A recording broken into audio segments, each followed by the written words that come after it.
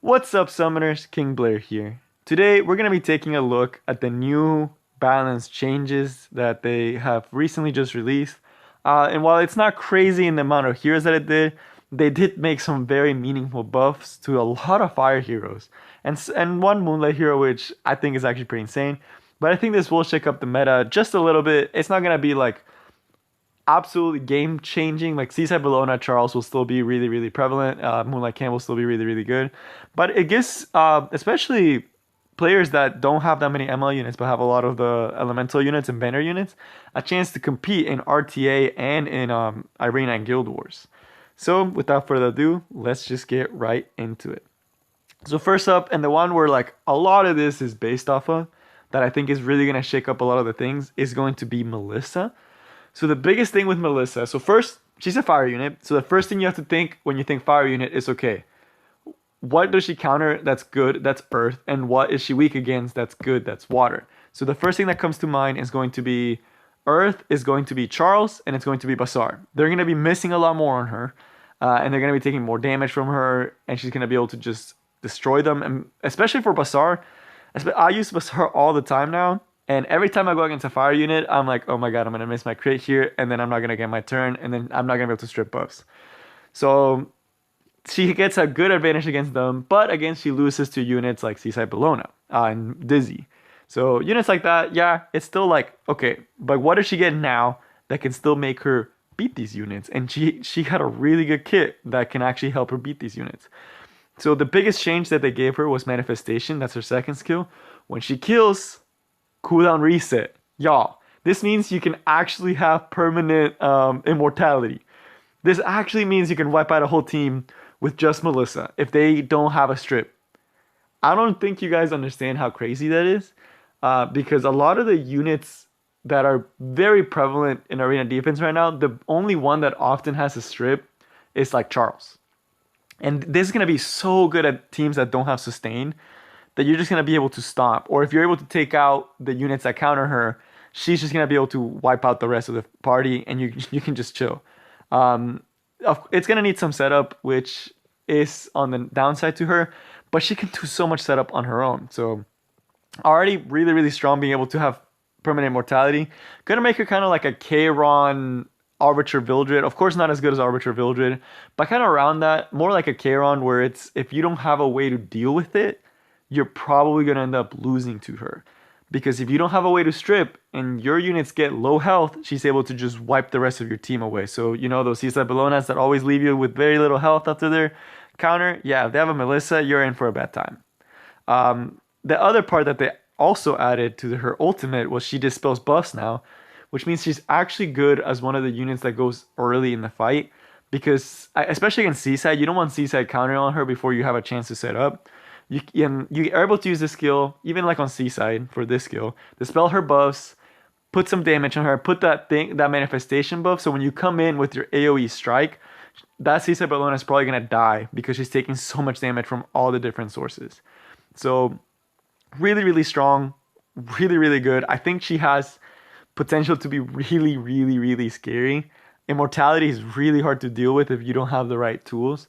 So pretty solid. I'm actually kind of scared. I definitely do see her being a lot more in arena defense. And I might even build mine for arena defense because I know it counters a lot of Basar. It counters Basar completely.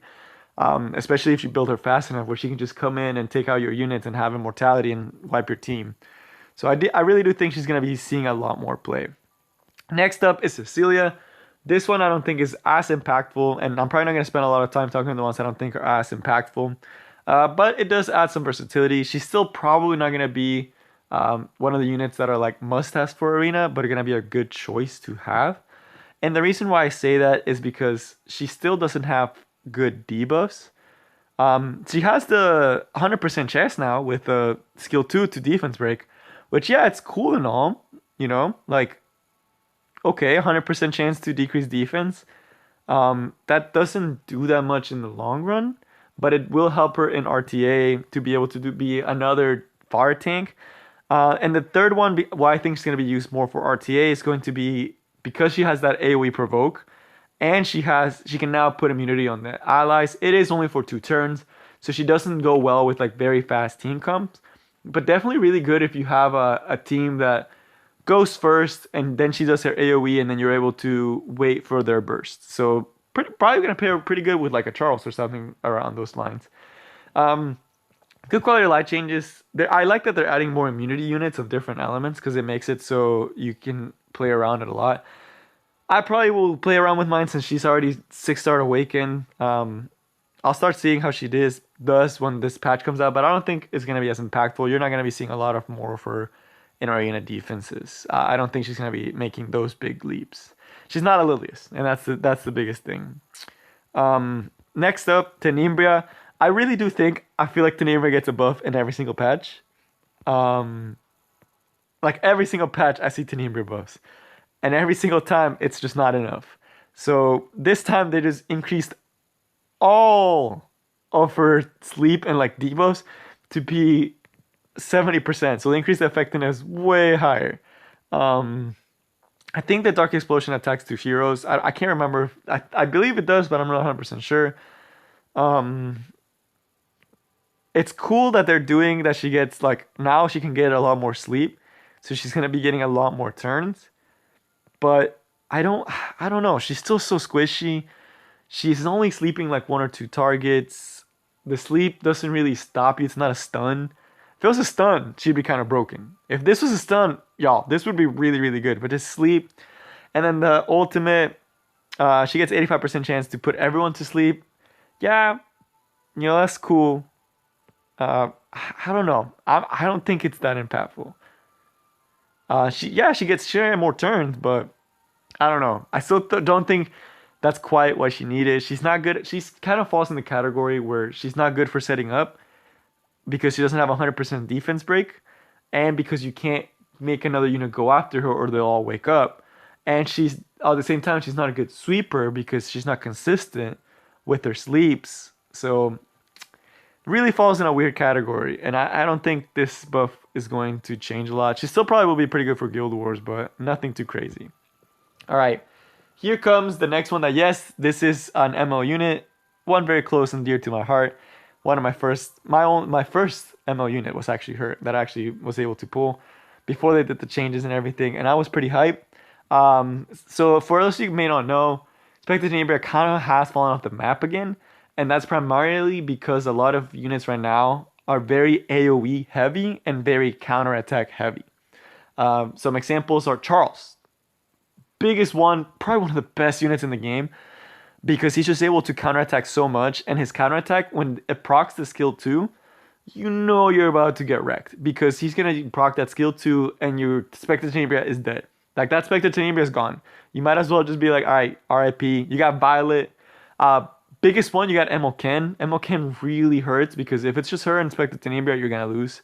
Granted, that should happen. If it's 1v1 scenario, Ken should usually win, but she still would lose. Like even though you couldn't hit her with single targets, she was still taking damage from so many sources, from counterattacks, and she just didn't do enough damage to warrant putting her in a lot of teams. I still put her here and there against some Guild War people that only take single target damage, but this change actually makes her so much better and so much scarier. The reason I say that is because now her first attack attacks two people.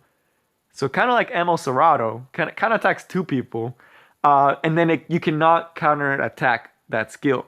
That means that if she does this skill in an ML Serrato will keep that poison until he takes his turn. He won't be able to trigger a counterattack. It also hits two targets, so she's doing more AoE damage. And she's able to take out, and she can do damage without worrying about dying. Where I think actually is going to make her really, really scary, especially as a set sweeper. But still balanced enough that she's not like on a whole different level of OP. Because you can't just come in with Tonker's Tome and absolutely wreck your opponent because you can't soul burn her and get 2 hits off of her first skill until she does that third skill. But besides that, y'all, 2 hits. If y'all have seen Spectre Tenebria, they hit pretty hard. And the fact that once she uses that third skill, and if she has enough souls, she's gonna soul burn. Oh, like ML Ken dead. ML Ken's gonna die. what's his face? Champion Zerados are gonna die. Charleses are gonna die because especially if she soul burns it, that's 2 times where you're just doing mad damage that you can't respond to. It's unresponsible damage. Except Seaside Bellona, which is still probably gonna be one of her biggest counters, which is probably the one you're gonna use at S3 on, and then take out that Seaside Bellona. But really, really solid. I really do think this is a really good buff, especially for RTA. Pretty scary. For some of the other heroes, these changes, honestly, y'all, I'm not even gonna touch on them. Like, yeah, they're cool and all.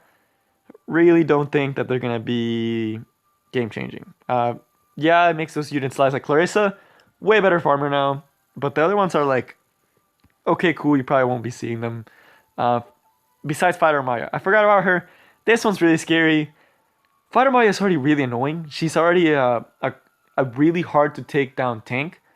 That if you put Elris Sword on her, and now you put counterattack sword on her, you're telling me now she can provoke with almost. She's basically a pseudo MLCC without the barriers because it's like 75% chance to counterattack, but then finishing attack. Y'all, finishing attack's kind of broke. Finishing attack actually does mad damage. So she's gonna be pretty scary. Especially when grants a caster next to him when the enemy's defeated. Holy cow. She's actually gonna be able, like, if you don't build for her and have someone that can lock her down, you're not gonna have a good time. I'm not looking forward to this buff. I already felt like Fire Maya was a good unit. This just makes her really, really scary. Celeste Mercedes, quality of life change, nothing crazy. Doris, cool. I don't know if you use Doris. She's still there. Some notable changes. Shimada staff gonna be a little bit more annoying. The effect resistance up is really good. It's gonna be really good for RTA where you have consistent debuffs. But I don't think it's gonna be as good in actual arena because a lot of the debuffs that are out right now, there's no Sage Ball and Sasan. This would have been really cool if Sage Ball and Sasan was around. Will be really cool if you have effect resistance heavy teams, like if you roll like that. But honestly, there's so many better Soul Weaver artifacts, and the effect resistance is not enough. Yeah, it hurts cleaves, but you're not gonna be doing anything against that Basar. Basar's still gonna be able to soul burn, so nothing super crazy. Ober's Tooth, pretty lit. They're saying they're increasing the attack. I actually think that's pretty nice. I actually think Soul might come back. If y'all don't know about Soul, the GGO unit that they gave out for free, I think he actually might be a lot better with this, especially because he's able to counterattack. And if this damage is like considerable buff to the attack, it's gonna be pretty good. I'm hoping it's good attack because then it'll make Soul actually really good, and it'll fit in right with the counterattack meta, Bruiser counterattack meta. So really, really strong. And then this you can actually use it on Gunther now. So Gunther gonna be kind of broke. Dignosaur, nothing crazy. Way more utility. They should have done this when they got released because it made so much more sense for them to do this before. It actually works well with Vivian now because it makes sense for Vivian. It's like, oh, Vivian kind of sets up for the next turn to kind of wreck your team, but now she also gets to survive. She can build her super fast and she'll actually be able to survive.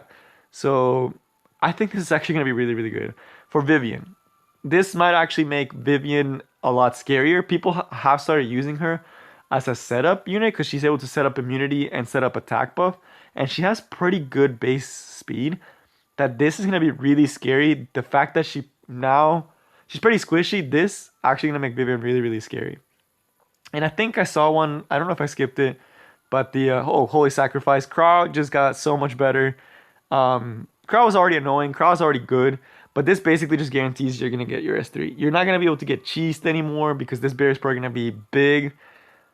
And it's going to guarantee Kra an extra turn. And then he'll get his barrier up. It was literally made for Kra. This artifact is literally Kra. But besides that, this will... I'll have to see. She looks like she'll be kind of scary where she's going to be proccing the ultimate a lot. But if it's not insane damage, I don't think she's going to be doing much. But that is all I have for you guys today. I know this was a smaller patch, but I'm really excited. A lot of units that were kind of in the dark and a lot of the fire units are starting to come back. That's bad news for me because I won't be able to use my Basar as brain dead as I was before. I actually have to start thinking about more different team comps, not just, Basar click soul burn win fight. So it's gonna be different for me, but yeah. I hope you guys enjoyed, and I'll see y'all next time. Hopefully next week I will be able to be legend. Didn't get it this week, but see y'all next time, y'all.